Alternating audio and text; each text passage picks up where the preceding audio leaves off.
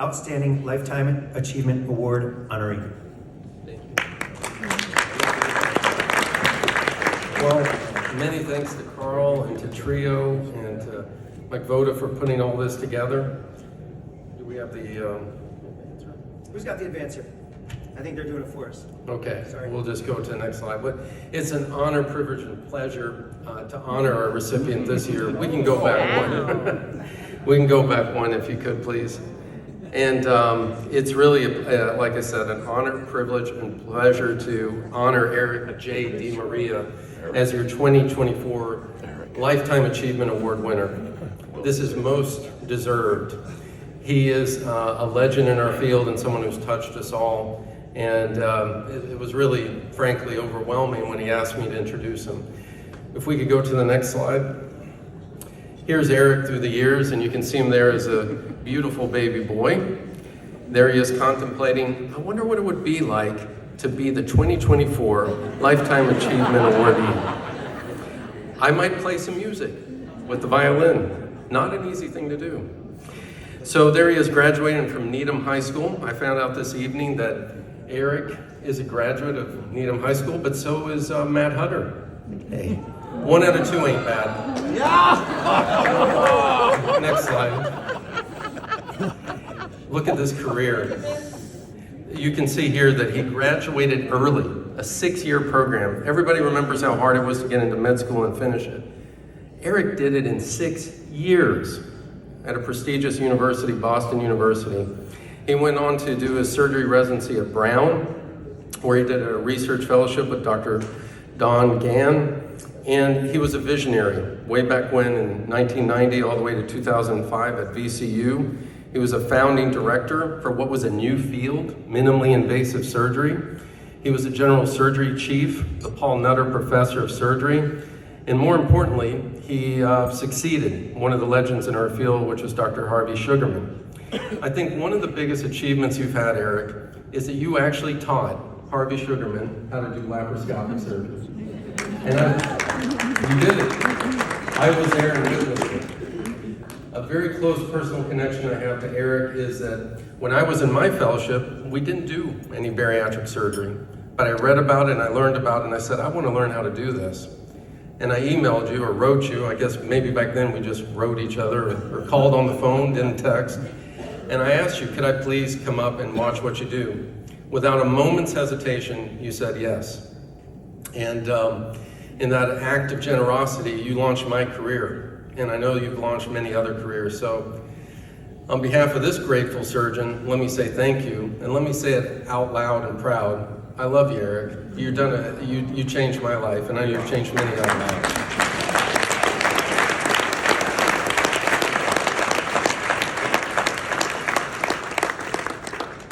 He continued as a professor and vice chair of surgery at Duke, and he pioneered really something that we see in a lot of systems now, which is to take bariatric surgery out of the milieu of where they're doing transplants and cardiac, and creating elective practices, elective surgery hospitals. And he really did pioneer that. We do that in many different places now, but Eric was the first to do it.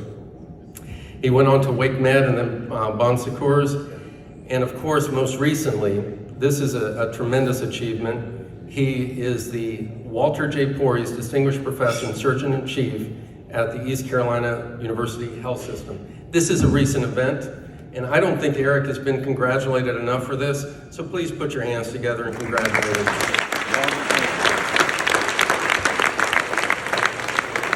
I cannot think of more worthy recipient than Eric J. DiMaria for this.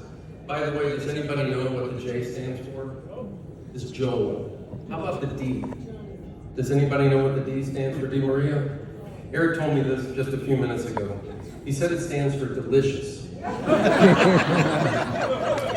He asked me to call him that, but I declined. We're going to stick it there. If we could go to the next slide.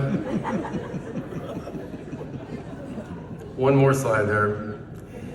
Now look at this handsome man. That's him at Brown, and look at how life turns. There he is admiring his photo, coming back to give grand rounds at Brown. Man, life is a wheel, isn't it? It's karma. It comes back. Next slide, please. He is a master educator. He should pay rent at Trio because he won the award for Master Educator just a few years ago. Founding director of the Fellowship Council. And I can tell you, he did the fellowship training, so many graduates in this audience. He was a surgery residency program director, extremely hard job, where you don't often get a lot of rewards or thanks, and he got 3 teaching awards for it. Let me emphasize, he's been a bariatric surgery fellowship director, not at 1 institution, not at 2 institutions, but 3. That's the impact this man has had. He's trained over 34 bariatric surgery fellows, and as you've already heard me say immodestly, I count myself in that number. And I know he's reached out and helped so many other people in different ways. Honorary faculty internationally, the scientific program chair for IFSO. His work with the revisions in our field has been just paramount. We would not have the framework we do now for revisional surgery without Eric's thoughtfulness. And a word about his thoughtfulness. Eric is a listener. In this day and age where we're constantly being besieged with, comments and, text, pop-ups, everything else that comes out, Eric will listen to you. And when he speaks, people listen because he's taken it all in. It's a rare skill and he exhibits it to the highest example. We can go to the next slide, please. I think we've got one more. This is Eric with his some of his favorite fellows, including Dr. Sugarman, who he trained. But there's Muhammad Ali, Shannon Qatari, Corey McBride. Were we ever that young? We can go to the next slide. Here he is by the numbers. He has been a generational leader, 170 peer-reviewed publications, 38 book chapters, 7 books. We owe him a great debt with helping create the BOLD data registry. We would not have coverage for the sleeve gastrectomy without the data that was present in BOLD, and he was a visionary to bring that together and allow us to have that data. He created one of the first obesity surgery mortality risk scores. When I said generational, I meant it. He was on the executive council for 16 years. Definition of a generation is 20 years. That's how long Eric has been there. 3 times, different committees, he won the Committee of the Year. He's one of our 30 ASMBS members who made a difference. Program chair for 4 years, founding chair of the Clinical Issues Committee. All of those different clinical issue publications that we have come from one branch, and that's from Eric J. DiMaria. He's made a big difference. He's the founding chair of our committee for board certification. When I mentioned it to him when I was president about 10 years ago, he jumped on the idea and never let go of it. It reminds me of a fellow North Carolinian, Jim Valvano, and if you guys follow basketball, he said, don't give up, don't ever give up, and Eric never gives up in anything. So I'm very proud to see that he brought this to fruition. So thank you, Eric. We can go to the next slide. Here he is as president, just a few years ago, extremely productive. And we can go to the next slide. And here he's with his family. His parents are there pictured. Unfortunately, his dad has passed away, but his mom is here, in Boston. We do have the privilege, honor, and pleasure of having his brother here, Gary, who's a computer scientist. Gary, if you don't mind standing up.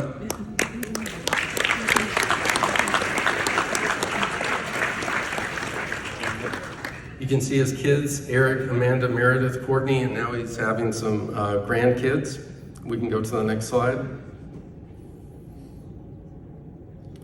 He has also other kids that he helps, some disadvantaged folks that need a little extra help. So, he gives. He just gives. He keeps giving. That's for you, Shannon. We can keep going. Like any other male, he has his midlife crises, and you can see here some questionable grooming that was taking place here. Frosted tips? I don't know. We can go to the next slide. And here he is with his kids. I don't know if you know that, Georgianne and Eric just had a couple of kids. I didn't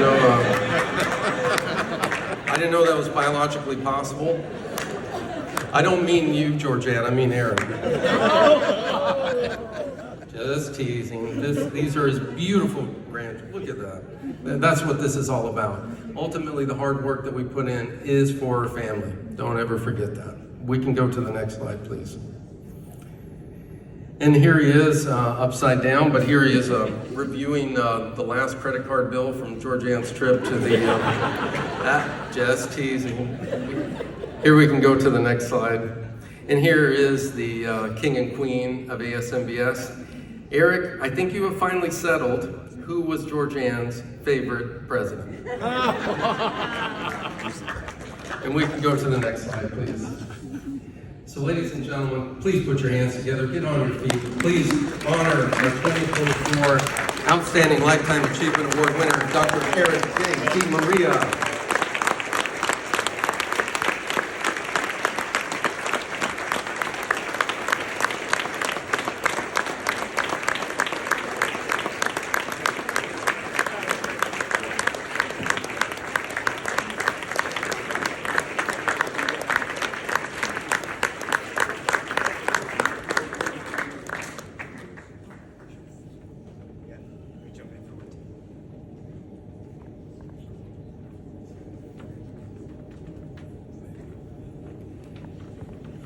Eric has been having a little issue with his voice, so just lean in and listen.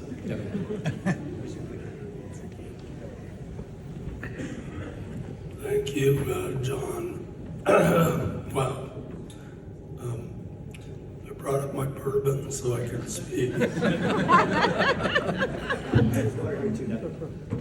Thank you. You're right, I just got you. I try to suffer through this.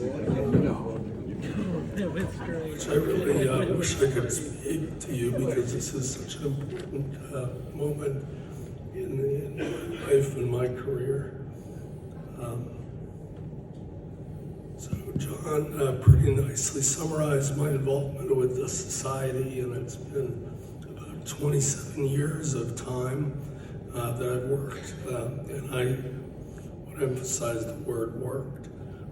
For the society, I've been very fortunate to be involved in leadership for about 20 years with ASMBS. I greatly appreciate the opportunity to have done that.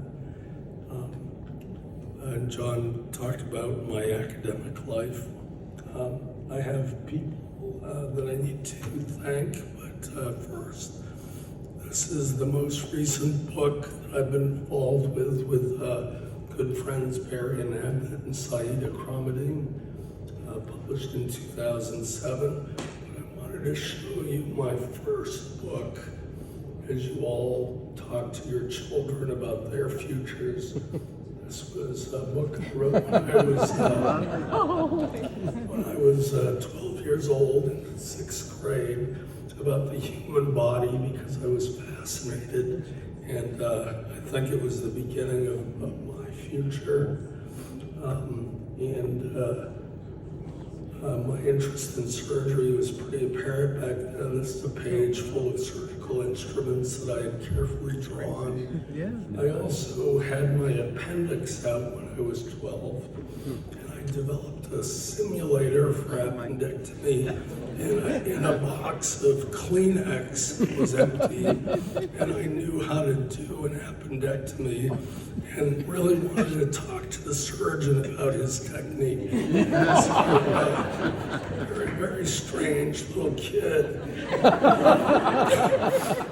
My poor parents, Irvis and Donna, seen here at their 60th wedding anniversary. My father passed away just a few years ago, but I'm sure they really had no idea what to think about this kid who met the very definition of the word. Yeah, we got it. And this is not me, contrary to what you all might think. But I was really drawn to the Superman cape because I loved Superman as a kid, and the tape on the glasses because I wore glasses. And back in those days, you couldn't just get a new pair of glasses easily. You had to wait, so I would tape them together for a while. So can you say nerd? Well, that was me back in those days. My brother Gary, who has been nicely introduced already, can testify to all of this from our childhood. This is my first paper. I was very fortunate to do a research protocol when I was an intern at Brown, published in the Annals. And this was the first of a number of publications I've been fortunate to have in Annals of Surgery. But this is in my original interest area of specialty, which was trauma critical care on steroid administration after CNS trauma. When I was at Brown, I had incredible mentors. I need to mention them because they had such an impact on my career. Michael P. Lilly was a slave-driving guy who taught me to write a paper. And I think I did probably 15 rewrites of every paper that we ever wrote, and none of them was good enough. But finally, we reached the deadline, and it had to go in. So, Pardon Kenny, an incredible director of trauma, went on to work at the Brigham for many years, and Don Gann, who was my chair, who gave me the opportunity to write chapters in Schwartz about the adrenal, which is something I've written about many times and done incredibly few operations on the adrenal, but I still know an awful lot about the adrenal gland. So when I went to VCU, I had the pleasure of working with Harvey Sugarman. I went there as a trauma critical care guy, but soon recognized that I should refocus and that Harvey was the person to work with because he was so incredibly thoughtful and academic and productive and so forth. And I ended up in bariatric and MIS, and this is a famous Sherman quote. For those of you who knew him, he would say, well, what do you think about doing some gastric bypass surgery because my cup runneth over? And he had more than he could do. And I started a part-time job in 1991 doing open gastric bypass, and 5 years later, things came together so that I was laparoscopy and bariatric surgery collided, and for me that was the beginning of the end in terms of my focus on that as a career path. Harvey is an incredible mentor. We really miss him, obviously. The other mentor I've really had the phenomenal opportunity to work with is Walter Porres in recent years at ECU, and even before that, because I was privileged to work with him and Harvey to develop the BOLD database. So really incredible times. This is a list of, and I may have left a few names off, but the more than 30 people that I've trained to become full-time bariatric surgeons, most of them fellows, through the different programs that I've run. And this is funny, there's no picture, I don't know why, but at my table, Jisoo and Charles Katari, stand-up guys. Yeah. Charles, my first love. Jisoo, my most recent fellow. He this year is Kind of before and after. incredible opportunity to have to train some really talented people in our field. I really enjoyed the ASNBS family tree that we had a couple of years ago, and I'll show you the chain that began with Sherman, and you know, very privileged that it went to me and then branched off from there. But I like to talk about all the fellows and grand fellows that I have a connection to. These are my kids, my 4 kids, Meredith, Courtney, Amanda, and Eric when they were little, and then later on when they were grown-ups. They're all tremendously valuable individuals who achieved independence and really have, you know, wonderful lives, and we love getting together.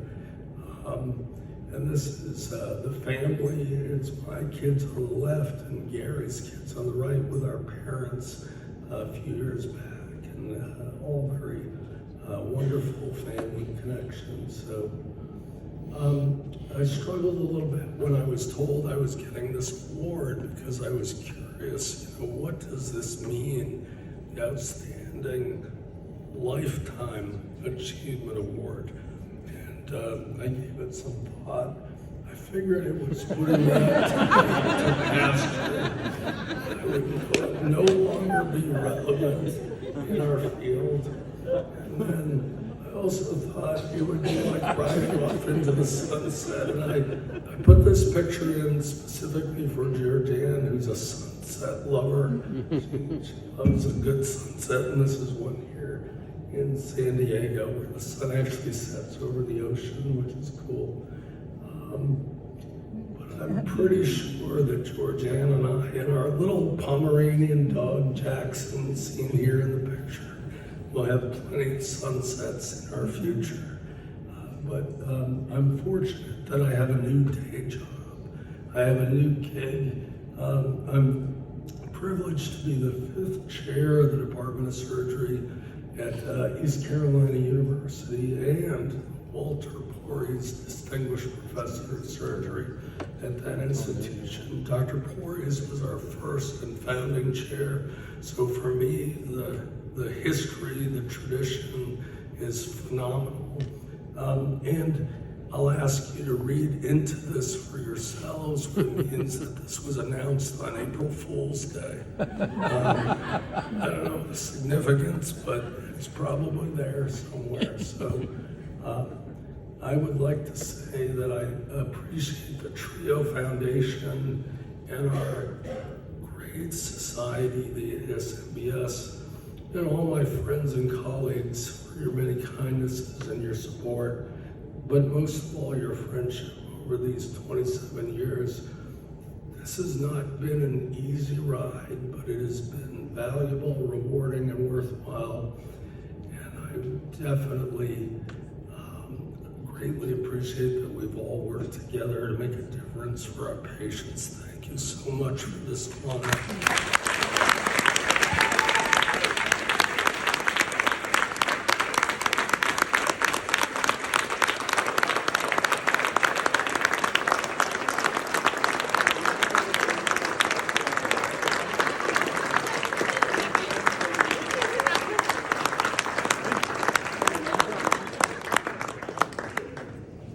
Yeah, you take your own. Thank you. All right, we're just about ready to be seated. We're almost done here, folks.